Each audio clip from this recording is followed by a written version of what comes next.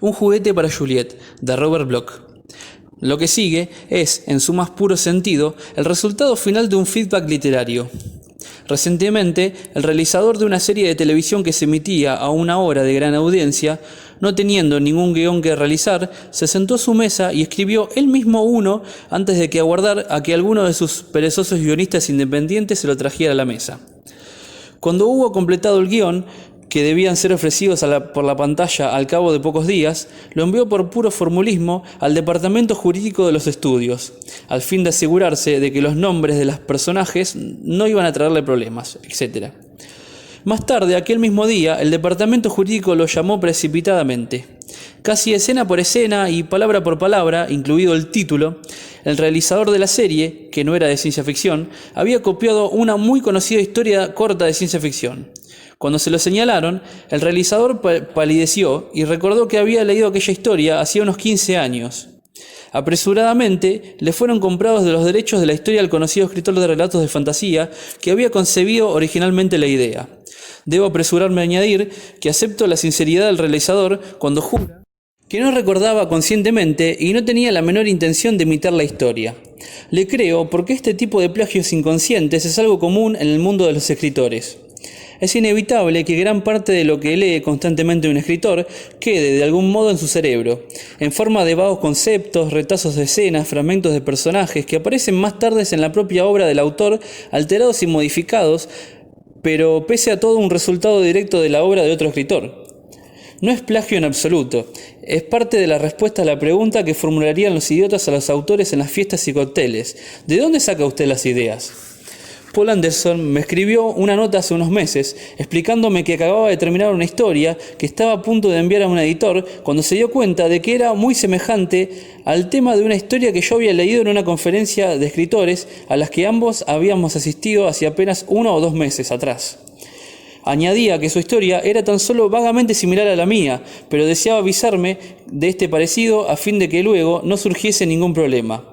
Era una carta retórica. Soy arrogante, pero no tan arrogante como para pensar que Poul Anderson necesitaba copiarme. Del mismo modo, en la Convención Mundial de Ciencia Ficción que se celebró el año pasado en Cleveland, el conocido fan alemán Tom Schluck y yo fuimos presentados. Tom estaba invitado allí como fan de honor, una tradición de intercambio entre países perpetuada por el Transatlantic Fan Fund. Lo primero que hizo, después de que nos estrecháramos la mano, fue darme un libro de bolsillo de ciencia ficción en alemán. Tuve alguna dificultad en comprender por qué me lo daba. Tom abrió el libro, una recopilación de relatos escritos con seudónimo por Walter Ernsting. La dedicatoria decía: a Harlan Ellison, con mis saludos y mi agradecimiento. Seguía sin comprender. Entonces Tom pasó a la primera historia, cuyo título era Die Sonnenbomb. Bajo el título decía Nach Heinrich Idle von Harlan Ellison. Fruncí el ceño, seguía sin comprender. Reconocí mi propio nombre, que suena igual en todos los idiomas excepto el ruso, el chino, el hebreo o el sánscrito. Pero yo no leo alemán y me temo que allí me quedé como un tonto. Tom explicó que la idea básica de la historia, que yo había escrito en 1957, Run from the Stars, El último hombre, había inspirado a Ernsting a escribir Die Sonnenbomb. Era entonces el feedback literario, la retroalimentación, venía del otro lado del mundo. Me sentí profundamente emocionado, y más aún era un sentimiento de justificación.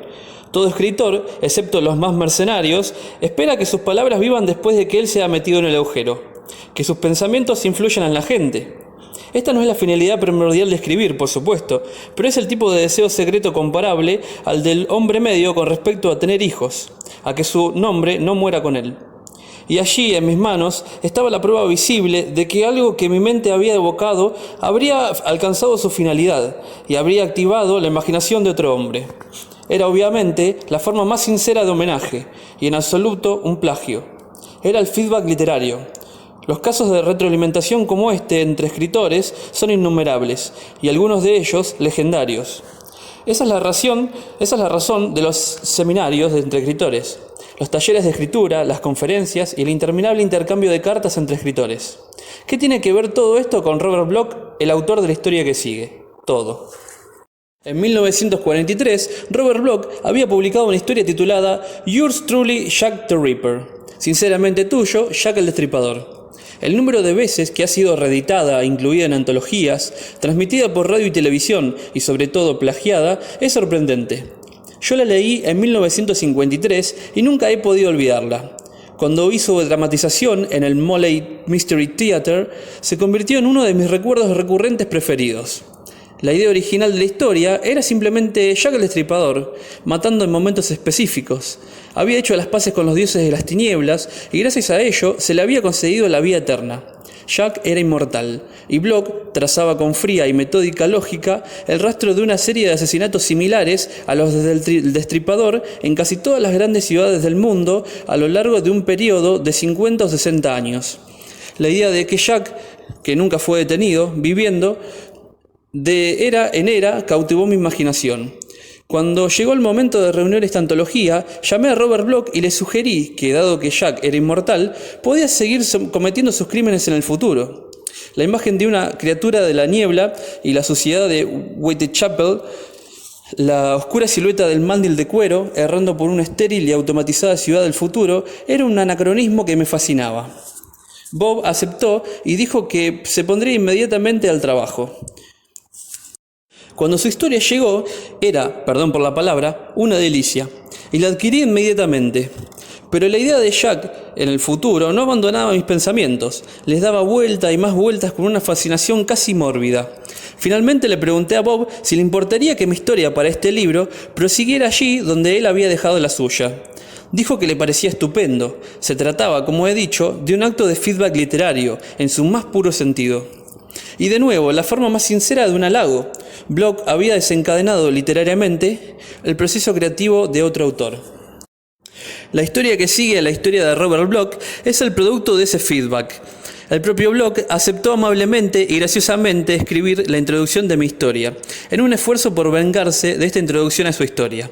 Formando un nudo, las dos introducciones, las dos historias y los dos epílogos parecen haberse mezclado en una unidad que demuestra más admirablemente que 1.000.000 de palabras de críticas literarias lo que un escritor puede obtener de otro.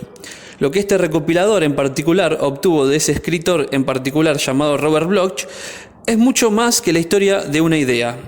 Vi por primera vez a Bloch, alto, jovial, de rasgos enérgicos, con gafas, fumando a través de una larga boquilla al estilo de Erich von Stroheim, en la convención del Medio Oeste de Ciencia Ficción, celebrada en el hotel Beatles on the Lake on Bellefontaine, Ohio, en 1951. Yo tenía unos 18 años. Era odioso, ávido, hambriento por conocerlo todo respecto a la ciencia ficción. Bloch era por aquel entonces, y desde hacía varios años, una leyenda viviente. Aún siendo un reconocido profesional con bastantes libros e historias en su haber, siempre estaba disponible incluso para los más insoportables fans ansiosos de conseguir una historia o artículo para cualquier semilegible revista de aficionados. Gratis, por supuesto. Era el eterno maestro de ceremonias y sus brindis eran una combinación de frases banales con comentarios incisivos. Conocía a todo el mundo y todo el mundo lo conocía a él. Y el mocoso Ellison se lanzó a trepar por aquel pilar de fantasía. No recuerdo lo que ocurrió en aquella ocasión, pues la bruma del tiempo y los estragos de la senilidad me han alcanzado ya a la edad de 33 años. Pero debió ser algo memorable, porque alguien tomó nuestra fotografía y aún conservo una copia. Allí estoy yo, con aspecto más presumido que un escarabajo de la patata, y Bloch mirándome con una peculiar expresión que habla de benevolencia, tolerancia, divertida confusión y completo terror. Desde entonces tengo el privilegio de llamarme amigo de Robert Bloch. Todavía otra pequeña anécdota, y luego dejaré a Bloch hablar por sí mismo de su carrera, su infancia y la naturaleza de la violencia. Cuando llegué a Hollywood en 1962, literalmente sin $1 en el bolsillo. Tenía 10 centavos, una esposa, un hijo y estábamos tan arruinados que durante todo el camino cruzando el país solo habíamos comido en los últimos 500 kilómetros de recorridos el contenido de una lata de caramelos de avellana, al volante de un destartalado Ford 1951. Robert Bloch, que no andaba en oro precisamente, me prestó el dinero suficiente para encontrar un lugar donde meternos y comer algo. Aguardó 3 años hasta que le devolví el dinero y ni una sola vez me reclamó la considerable suma que me había prestado. Es una de esas buenas personas de Dios, como puede atestiguar cualquiera que lo haya conocido un poco de cerca. Es una de las grandes dicotomías de nuestro tiempo el que un hombre tan gentil, divertido, simpático y pacífico como Bloch pueda escribir las perversas y horribles historias que producen con tanta alarmante regularidad. Uno solo puede ofrecerse, a título de consuelo, la queja de Sturgeon de que después de haber escrito una, y solo una, historia sobre homosexualidad, todo el mundo lo acusó de ser marica. Bloch es una entidad completamente aparte y diametralmente opuesta a los horrores que plasma sobre el papel. Sugiero al lector que recuerde los lamentos de este escritor cuando llegue la historia que sigue a la de Bloch. Y ahora, resplandeciendo con cosas memorables y bon mi, he aquí Bloch. Cuando era chico me salté varios grados en la escuela elemental, con lo que me encontré en compañía de otros alumnos mayores y más grandes que yo que me introdujeron en la salvaje jungla del patio de recreo, con sus secretas jerarquías y el incesante martirio del débil a manos del fuerte. Afortunadamente para mí, nunca me convertí en una víctima física, como tampoco en un martirizador para compensar. De alguna extraña forma, descubrí que era capaz de conducir a mis compañeros a través de varios e intrincados juegos imaginativos como actividad sustitutiva. Cavábamos trincheras en el patio trasero y jugábamos a la guerra. El abierto porche delantero se convirtió en la cubierta de un barco pirata y las víctimas capturadas eran pasadas por la plancha, un ala extensible sobre la mesa del comedor, hasta saltar al océano de césped.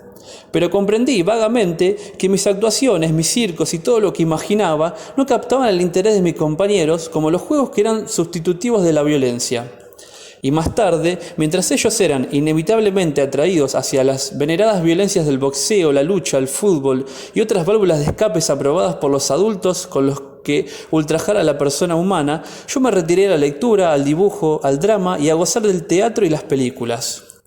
La versión muda del Fantasma de la Ópera me aterrorizó cuando tenía 8 años, pero una parte de mí sabía y era lo suficientemente objetiva como para descubrir una fascinación en esta demostración del poder de la simulación.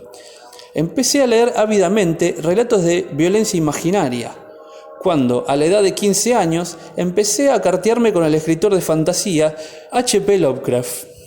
Él me animó a intentar escribir como yo mismo. Como actor en la escuela había descubierto que podía hacer reír al público. Entonces empecé a darme cuenta de que podía empujarlos también emocionalmente en otras direcciones. A los 17 años vendí mi primera historia para la revista Weird Tales y así hallé mi vocación. Desde entonces mi firma ha aparecido en las revistas al pie de 400 relatos, artículos y novelas cortas. He dirigido secciones fijas de revistas, he visto algunas de mis historias reeditadas en cerca de un centenar de antologías aquí y en otros países. 25 libros, novelas y recopilaciones de relatos han sido ya publicados. Además, he trabajado como colaborador anónimo para políticos y pasé un tiempo escribiendo casi todo lo que pude concebirse escribir en publicidad. Adapté 39 de mis historias para una serie de radio y en los últimos años me he centrado ampliamente en guiones para la televisión y el cine. Al principio, mi trabajo estaba casi por entero centrado en el campo de la fantasía, donde el elemento violento era abierta y obviamente un producto de la imaginación. La violencia masiva de la Segunda Guerra Mundial me condujo a examinar la violencia y sus fuentes, a nivel individual. Poco deseoso o capaz de afrontar su presente realidad, retrocedí en la historia y recreé, como un prototipo de la violencia aparentemente sin sentido, al infame y famoso criminal que se presentaba a sí mismo como sinceramente suyo, Jack el Destripador.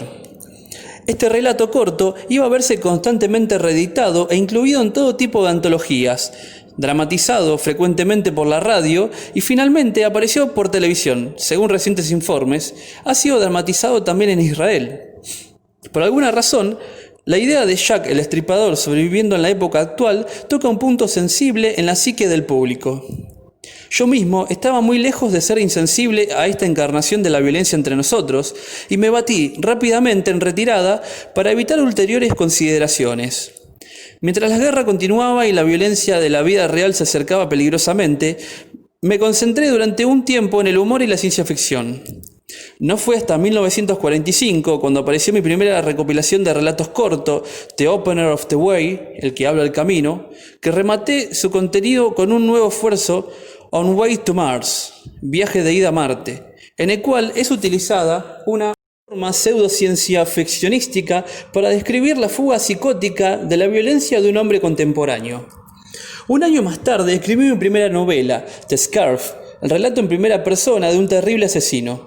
Desde entonces, aunque sigo utilizando la fantasía y la ciencia ficción para la sátira y la crítica social, he dedicado muchos de mis posteriores relatos cortos y casi todas mis novelas, Spiderweb, Telaraña, Shooting Star, Estrella Fugaz, The Kidnapper, El Secuestrador, The Will to Kill, El Deseo de Matar, Psycho, Psicópata, The Dead Beat, El Gorrón, Firebug, Pirómano, The Coach, El Diván o Terror, a un examen directo de la violencia en nuestra sociedad. Psycho fue inspirada por el reportaje periodístico, en cierto modo suavizado, de una masacre en una pequeña ciudad cercana a donde yo residía. Desconocía todos los detalles precisos del crimen, pero me pregunté qué tipo de individuo podía ser capaz de perpetrarlos mientras vivía una vida de ciudadano aparentemente normal en un ambiente convencional dominado por los chismorreos. Creé mi esquizofrénico personaje de una forma que pensé que era completamente personal, solo para descubrir, años más tarde, que la parte racional que había concebido para él estaba estremecedoramente cerca de la aberrante realidad. Algunos de mis otros personajes demostraron ser también un poco demasiado reales para mi tranquilidad. Cuando escribí The Scarf, por ejemplo, los editores insistieron en eliminar una breve escena en la cual el protagonista se dedica a una especie de fantasía sádica. Imagina lo que sentiría tomando un rifle de largo alcance y subiendo un tejado de un alto edificio, y empezar a disparar al azar contra la gente de abajo. Era algo inverosímil, dijeron los editores. Hoy yo soy quien me ha reído el último, aunque mi risa no es precisamente de alegría. The Scarf, incidentalmente, acaba de ser reeditado en el libro de bolsillo. Tras 20 años, he revisado naturalmente el libro para poner al día algunas expresiones y referencias. Pero mi protagonista no ha necesitado ningún cambio. El paso del tiempo ha hecho el trabajo por mí. Hace 20 años lo describí como un monstruo. Hoy surge como un antihéroe. Porque la violencia vive hoy por sí misma. La violencia que yo he examinado y a veces proyectado y predicho se ha convertido en una realidad aceptada y común, lo cual para mí es mucho más terrible que cualquier otra cosa que pueda llegar a imaginar. Ellison de nuevo. En un intento de unificar la totalidad y creyendo firmemente que la obra de Bloch pierde un poco impacto ante esta revelación, esta parte del libro ha sido estructurada para ser leída como una sola obra. Les animo a que pasen de Bloch a su epílogo y de ahí a su introducción a Ellison y al epílogo de este. En este caso, la edad pasa delante de la belleza, o posiblemente la belleza delante de la bestia. Juliet entró en su dormitorio, sonriendo, y un millar de Juliet le devolvieron la sonrisa. Porque todas las paredes estaban paneladas con espejos y el techo estaba formado por paneles empotrados que reflejaban su imagen. Por todos lados donde mirara podía ver los rubios rizos que marcaban los rasgos llenos de sensibilidad de un rostro que era una radiante amalgama de niña y ángel. Un sorprendente contraste con la rubicunda y carnosa revelación de su cuerpo de mujer bajo la diáfana ropa. Pero Juliet no se sonreía a sí misma. Sonreía debido a que sabía que el abuelo estaba de vuelta y le había traído otro juguete. Dentro de unos momentos sería descontaminado y se lo entregaría, y deseaba estar preparada. Juliet giró el anillo en su dedo y los espejos se oscurecieron. Otro giro oscurecía enteramente la habitación. Un giro en sentido contrario y los espejos volverían a brillar.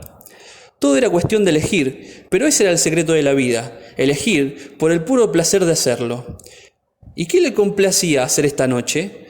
Juliet avanzó hacia uno de los paneles del espejo y pasó su mano frente a él.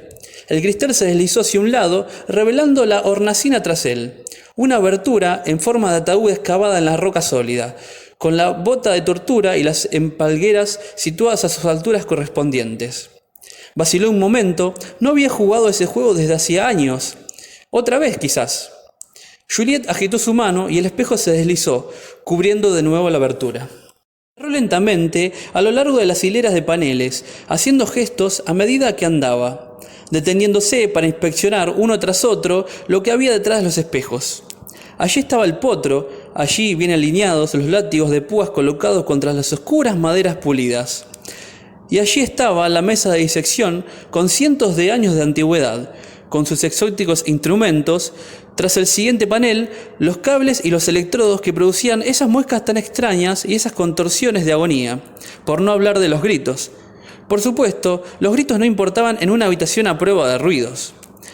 Juliette se dirigió hacia la pared lateral y agitó de nuevo su mano. El obediente cristal se deslizó a un lado y se quedó contemplando un juguete que casi había olvidado.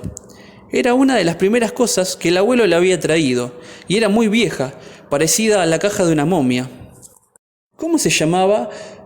Sí, creo que se llamaba la doncella de hierro de Nuremberg. Eso era. Con las afiladas púas de acero llenando la tapa por su interior, encadenaba su nombre dentro y luego le hacía girar la pequeña manivela que cerraba la tapa, siempre muy suavemente, y las púas atravesaban las muñecas, los codos, las rodillas y los tobillos, las ingles y los ojos.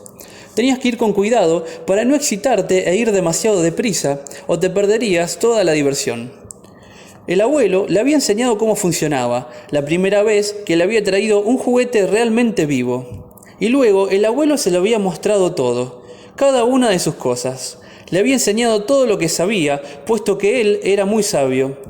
Incluso le había dado su nombre, Juliette, sacándolo de uno de los viejos libros impresos que había descubierto, escritos por el filósofo de Sade. El abuelo le había traído libros del pasado, al igual que le había traído los juguetes. Era el único que tenía acceso al pasado, puesto que era el dueño del viajero. El viajero era un mecanismo muy ingenioso, capaz de alcanzar las frecuencias vibratorias que lo liberaban de los lazos del tiempo. En reposo era simplemente un artefacto parecido a una gran caja cúbica del tamaño de una habitación pequeña. Pero cuando el abuelo accionaba los controles e iniciaba la oscilación, la caja se volvía borrosa y desaparecía. Estaba todavía allí, decía el abuelo. Al menos la matriz permanecía allí como un punto fijo en el espacio-tiempo. Pero cualquier cosa o cualquier persona que estuviera dentro del cubo podía moverse libremente por el pasado hasta el lugar para el cual estuvieran programados los controles. Por supuesto, eran invisibles cuando llegaban allí, pero en realidad eso constituía una ventaja, particularmente cuando se quería encontrar cosas y traerlas. El abuelo había traído algunos objetos realmente interesantes de lugares casi míticos. La gran biblioteca de Alejandría, la pirámide de Keops, el Kremlin y el Vaticano, el Fort Knox, todos los lugares donde estaban almacenados los tesoros y el conocimiento que habían existido hace miles de años. Les gustaba ir a esa parte del pasado, el periodo de las guerras termonucleares y las edades robóticas, y coleccionar cosas. Naturalmente, los libros, las joyas y los metales no tenían utilidad, excepto para un anticuario, pero el abuelo era un romántico y les gustaban los viejos tiempos.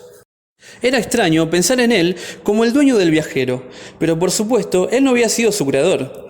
El padre de Juliette era quien lo había construido realmente, y el abuelo tomó posesión de él después de que su padre muriera.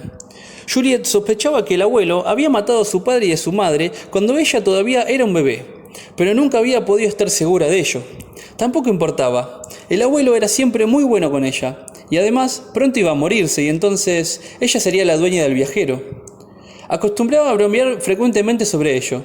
He hecho de ti un monstruo, decía el abuelo, y algún día tú terminarás destruyéndome, tras lo cual, por supuesto, procederás a destruir a todo el mundo o lo que queda de él. ¿Y no tienes miedo?, le pinchaba ella. Claro que no, ese es mi sueño, la destrucción de todo, un final para esta estéril decadencia. ¿Te das cuenta de que hubo un tiempo en el que había más de 3.000 millones de habitantes en este planeta? Y ahora hay menos de 3.000, encerrados en estos domos, prisioneros de sí mismos y encerrados para siempre, gracias a los pecados de sus padres que envenenaron no solo el mundo exterior, sino todo el espacio abierto en su intento de transformar el orden atómico del universo. La humanidad está ya virtualmente extinta, lo único que harás tú será acelerar el proceso final. ¿Pero no podríamos ir hacia atrás, a otro tiempo en el viajero?, preguntaba ella. ¿Hacia atrás a qué tiempo? El continuum es incambiable. Un acontecimiento conduce inexorablemente a otro, eslabones todos de una cadena que nos conducen al presente y a su inevitable fin de destrucción. Gozamos de una supervivencia individual temporal, sí, pero de ninguna finalidad. y ninguno de nosotros está capacitado para vivir en un ambiente más primitivo. De modo que quedémonos aquí y extraigamos todo el placer que podamos de este momento. Mi placer es ser el único poseedor y usuario del viajero. En cuanto al tuyo, Juliet, el abuelo siempre se reía entonces. Siempre se reían, porque sabían bien cuál era el placer de ella. Juliet mató su primer juguete cuando tenía 11 años, un muchachito. El abuelo se lo había traído como un regalo especial, de algún lugar del pasado, para sus elementales juegos sexuales. Pero él no quería cooperar y ella perdió la calma y lo golpeó hasta matarlo con una barra de acero. De modo que el abuelo le trajo otro juguete un poco mayor, de piel morena, y este cooperó estupendamente. Pero al final ella se cansó de él y un día más estaba durmiendo en la cama cuando lo ató y fue en busca de un cuchillo. Experimentando un poco antes de que muriera, Juliet descubrió nuevas fuentes de placer, y por supuesto el abuelo se enteró. Entonces que la bautizó Juliet y pareció gustarle, y a partir de ese entonces le trajo los juguetes que ella guardaba detrás de los espejos en su dormitorio, y en sus incesantes viajes al pasado fue trayéndoles más y más juguetes, más y nuevos juguetes. Siendo invisible, podía encontrarle casi cualquier cosa en sus viajes. Todo lo que tenía que hacer era utilizar un aturdidor y transportarlos de vuelta. Por supuesto, cada juguete tenía que ser descontaminado muy cuidadosamente. En el pasado pululaban extraños microorganismos. Pero una vez los juguetes se habían vuelto cuidadosamente asépticos, eran entregados a Juliet para su placer, y durante los últimos 7 años no había dejado de divertirse. Siempre era delicioso en ese momento de anticipación antes de que llegara un nuevo juguete. Esa expectativa, ¿cómo sería? El abuelo era muy considerado. Ante todo, se aseguraba de que los juguetes que le podían traer pudieran hablar o aprender a hablar inglés, como lo llamaban en el pasado. La comunicación verbal era a menudo importante, sobre todo si Juliet deseaba seguir los preceptos del filósofo de Sade y gozar de alguna forma de relación sexual antes de adentrarse en placeres más intensos. Pero siempre existía esa anticipación. Este juguete sería joven, viejo, salvaje, domesticado, masculino o femenino. Los había tenido de todo tipo y cada posible combinación. A veces los mantenía vivo durante días antes de cansarse de ellos o antes de que las sutilezas de que ella era capaz les hicieran expirar. En otras ocasiones, deseaba que todo ocurriera muy rápidamente. Esta noche, por ejemplo, sabía que se sentiría apaciguada tan solo por la acción más primitiva y directa. Una vez se hubo dado cuenta de esto, Juliet dejó de jugar con sus paneles de espejo y se dirigió directamente hacia la gran cama.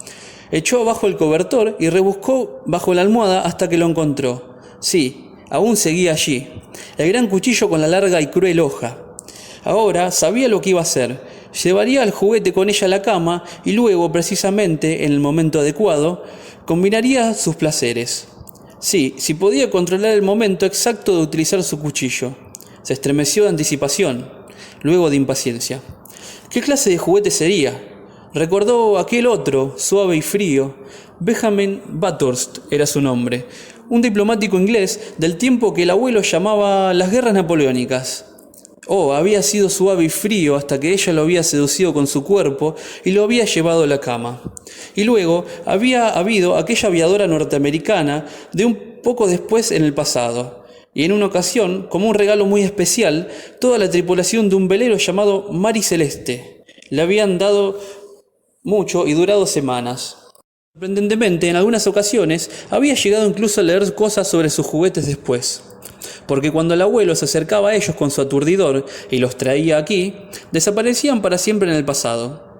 Y si de alguna forma eran conocidos o importantes en su tiempo, tales desapariciones eran notadas. Así, algunos de los libros del abuelo relacionaban misteriosas desapariciones que ocurrían de tanto en tanto y que por supuesto nunca eran explicadas. Qué delicioso era todo aquello. Juliet palmó la almohada ahuecándola y volvió a ponerla en su sitio, deslizando debajo de ella el cuchillo. Ya no podía esperar más. ¿Qué era lo que lo estaba entreteniendo? Se obligó a dirigirse hacia una abertura y pulsaron un vaporizador, desvistiéndose mientras la perfumada neblina bañaba su cuerpo. Aquel era el último toque de seducción, pero ¿por qué no llegaba aún su juguete? De pronto, la voz de su abuelo le llegó desde el altavoz. «Querida, te envío una pequeña sorpresa». Era lo que siempre le decía, formaba parte del juego. Juliet soltó el mando del comunicador. «No me tengas más sobre esas ascuas», suplicó. «Dime cómo es». Es un inglés de la época victoriana, muy formal y educado por lo que parece. ¿Será joven, guapo? Pasable. El abuelo dejó escapar una risita.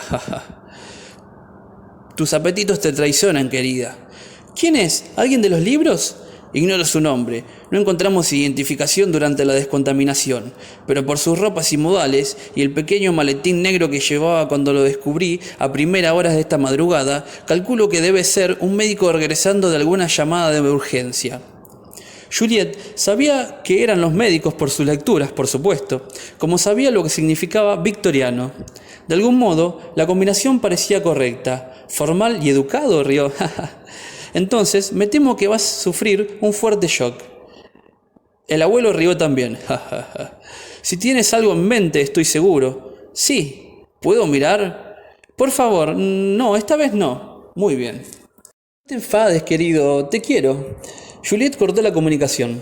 Justo a tiempo, porque la puerta se estaba abriendo y el juguete entró. Ella lo miró, dándose cuenta de que el abuelo había dicho la verdad. El juguete era un hombre de unos 30 y tantos años, atractivo, pero no guapo. No podía serlo, enfundado en aquel traje oscuro y con aquellas ridículas patillas. Había algo casi deprimente, refinado y amanerado en él, un aire de embarazada represión. Y por supuesto, cuando vio a Juliet en su ropa casi transparente y la cama rodeada de espejos, realmente enrojeció. Esa reacción sedujo completamente a Juliet. Un victoriano enrojecido con la constitución de un toro e ignorante de que aquel era su matadero. Era tan divertido que no pudo dominarse. Avanzó inmediatamente y lo rodeó con sus brazos. ¿Quién es usted? ¿Dónde estoy? Las preguntas habituales, formuladas de la forma habitual. Normalmente, Juliet se hubiera divertido dando respuestas evasivas destinadas a desconcertar y a excitar a su víctima. Pero esta noche sintió una impaciencia que no hizo más que aumentar cuando abrazó el juguete y lo empujó hacia la cama que la guardaba. El juguete empezó a respirar pesadamente, reaccionando, pero seguía desconcertado. Dígame, no comprendo, ¿estoy vivo o este es el cielo? Las ropas de Juliet se abrieron cuando ella se tendió de espaldas. «¿Estás vivo, querido?», murmuró. «Maravillosamente vivo». Se echó a reír cuando empezó a probar su afirmación. «Pero mucho más cerca del cielo de lo que piensas». Para probar esa afirmación, su mano libre se deslizó bajo la almohada y buscó a tientas el cuchillo. Pero el cuchillo ya no estaba allí. De alguna forma, había hallado el modo de abrirse camino hasta la mano del juguete. Y el juguete ya no era formal y educado. Su rostro era como algo surgido de una pesadilla. Solo un atisbo antes de que el cegador destello de la hoja del cuchillo se abatiera sobre ella, una y otra vez.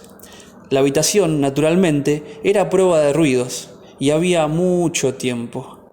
No descubrieron lo que quedaba del cuerpo de Juliet hasta pasado varios días. Allá en Londres, tras el último y misterioso crimen cometido a primeras horas de la madrugada, jamás se encontró a Jack el Destripador. Pasado un cierto número de años desde que me senté en la máquina de escribir un triste día de invierno y escribí Yours truly, Jack the Ripper, para una revista. La revista en que apareció es Soy un fantasma, y no se interesan en fantasmas desde hace ya tiempo. Pero de algún modo mi pequeña historia parece haber sobrevivido. No ha dejado de perseguirme desde entonces, en nuevas ediciones, antologías, traducciones a otros idiomas, emisiones de radio y televisión. Así que cuando el recopilador de esta antología me propuso que colaborara con una historia y me sugirió, ¿por qué no algo acerca de Jack el Destripador en el futuro? Solo fui capaz de una respuesta. Acaban de leerla. Un juguete para Juliet, de Robert Bloch. Lo que sigue es, en su más puro sentido, el resultado final